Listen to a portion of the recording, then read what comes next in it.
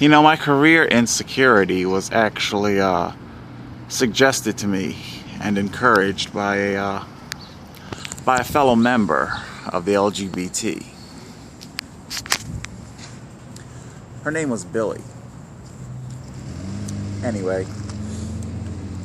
what up guys, Total Control 871, and today we're talking about Armed Forces History of Discrimination. Now, as we have come to learn, great strides in progress has been made. Apparently, Donald Trump, I really don't know where it's at. The whole, what do you call it? The trans enlisted soldiers, Marines, etc., airmen, navalmen, those trans people. I haven't heard anything about what's going on with them. The last thing I heard was that Trump was indeed trying to roll back Obama-era progress. But that's the Donald Trump syndrome for you. He wants to destroy everything Obama ever did. So whether it makes sense or not, whether it's good for the country or not, he's just hell-bent on destroying everything that is Obama. So today we're talking about the history of discrimination that our armed forces. Now, what you probably didn't know was that a great many years ago, upon turning 18 years old, I came to a recruitment center very much indeed like this one. And upon walking into the door and making my intentions known that I was 18 years old and that I'm here for selective services, a guidance counselor of sort. Without getting too deep into it, he knew the whole I was in a group home thing. You know, he figured maybe the military would be one such option I could explore. And of course, this was Detroit, Michigan, so he was somewhat motivated to see to it that urban black youth such as myself did not go the tragic way of so many urban black youth. The military is indeed an avenue out of that ill fate. However, upon walking into the Selective Services office and making my intentions known, the recruitment officer, I can't remember what branch he was with, but this recruitment officer, he laughed at me, mocked me, made me feel a complete fool, and he said, and I quote, "The military doesn't need any more faggots," close quote. I looked at him pretty much like a deer in a headlight, completely shocked as to what had been said. Of course, it would be a great many years before I would come out the closet. I wasn't entirely sure I was ready to admit that I was gay to myself, let alone anybody else, let alone inside of a recruitment office filled with other would-be applicants, and yes, they all laughed hillaciously at me. It was a very traumatic experience. I was traumatized by the whole thing. And, well, needless to say, I tucked tail between legs, exited the recruitment center, and never looked back, be it that recruitment center or any other. Now, there is indeed an additional reason as to why I'm talking about the armed services history of discrimination against the LGBT community. Because you guys all know I'm still fighting the whole homelessness things, and of course I get so much armchair quarterbacking in regards to the homeless thing. And a lot of my armchair quarterbacks are, a lot of their advice, a lot of their, would-be counsel, it comes from they themselves are veterans, and they understand and know that the resources that are available to them are plentiful. A lot of people will think that what's available to a veteran is available to everybody. It's so easy, like that old Linda Ronstadt song. So many people will think that it's so easy to exit homelessness. All you have to do is have a good work ethic, and that just simply isn't the case. The opportunities that are open and available to you, they are far less than you would think. In Pleasantville, on Main Street, it is called the One Stop Career Center. Okay. During my employment years, in between jobs, you qualify for the unemployment vocational rehabilitation services, things of the sort like that. And one such avenue is trade school tuition money. It's about $5,000, and you get to pick from a list of pre-approved trades. One such thing would be a CDL driver. This was prior to my leg injury.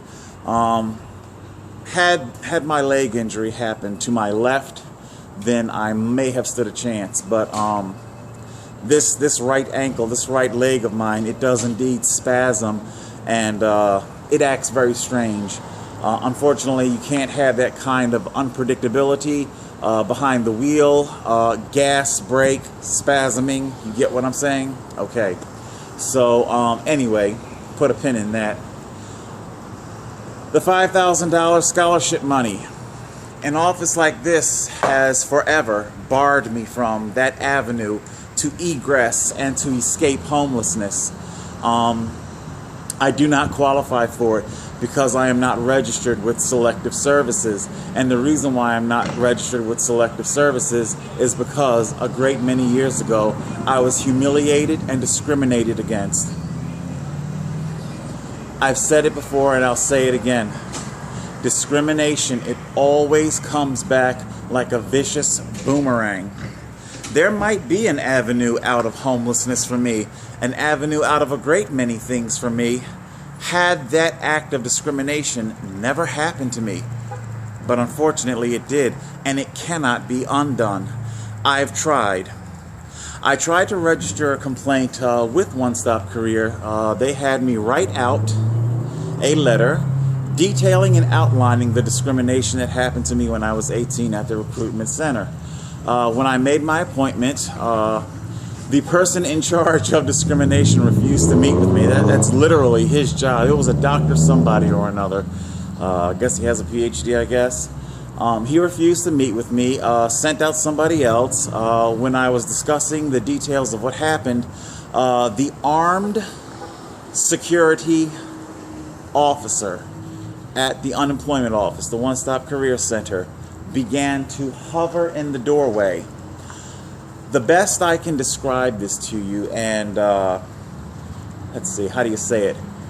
It was very clear that the sentiment was, all right, you wild, out of control, violent black nigger. Settle down now, you black nigger. Who remembers South Park? Cartman? I was not the bullet. I was not the gun. That whole thing between him and Token after the whole Trayvon Martin thing. Now, granted, that might be a slight exaggeration of the attitude that was shown to me. But, yes, it was in that ballpark. Okay, you, calm down. We've got security right here to kick you out. Oh, and that's what they did. I was in the middle of discussing in a calm and rational voice how their unemployment agency is discriminating against me by barring the $5,000 tuition money from me that I can escape poverty. And that's when they had their armed security come and throw me out. So again, we see discrimination. It comes back for you, okay? The taxpayers out there, if you hate the fact that I get a disability check, okay? If you hate the fact that I get a disability check, and that my options for exiting homelessness and poverty and misery are severely curtailed. Well.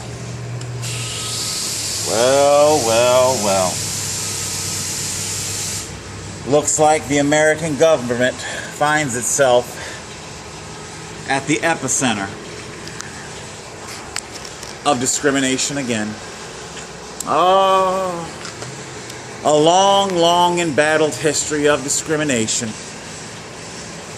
And of course, always, decades later, there they are, hat in hand, making apologies. Oh, if we only knew then what we know now. That always seems to be their get out of jail free card, you know. And of course, the irony is that as we monitor the border crisis, illegal aliens, and the big brouhaha that is made over there, separating from children, their children being separated from them, forced into detention centers. See, those of you who are not homeless probably can't make the connection. Those of you who have never been nosed toward a homelessness shelter can't make the connection. It's veritably the same thing. You see, they're willing to make the connection between the American, Japanese internment camps. Some have even made correlations between the detention centers in Auschwitz. But strange, nobody ever seems to have a problem with rounding up us homeless people and corralling us like cattle, like filth, like criminal vermin, corralling us into our own kind. Our own kind. I see. So what we're seeing here is that the fallout from discrimination, it has far more dire, far more everlasting effects than we ever thought possible. $5,000, you know, for that amount of money, I could have a very different future right now. But unfortunately, I've been condemned to the pyre of poverty. President Clinton caught a lot of shit for Don't Ask, Don't Tell. But what so many of you young millennials out there who probably throw whatever scorning eye at the whole checkered, sorted history of Don't Ask, Don't Tell, what you're probably not getting is that for me, in my time, in my era, Don't Ask, Don't Tell was a huge stride. Had Don't Ask, Don't Tell been around when I walked into that Armed Services, Selective Services office when I was 18 years old, well then perhaps I'd have a very different future. Now I understand that Don't Ask, Don't Tell was it was a very broken system, and it did not give equality to all. But it was at least a huge step in the right direction. Without Don't Ask, Don't Tell, we wouldn't have the complete repeal of ban of LGBT in the armed services that we now enjoy today. You see, it has to begin somewhere. Just like how I fight for cycling rights, fight for homelessness rights, it has to begin somewhere.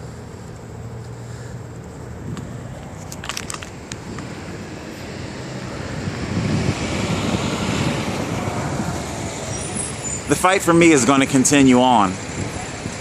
Poverty continues on. And hopefully, there will continue to be strides for equality.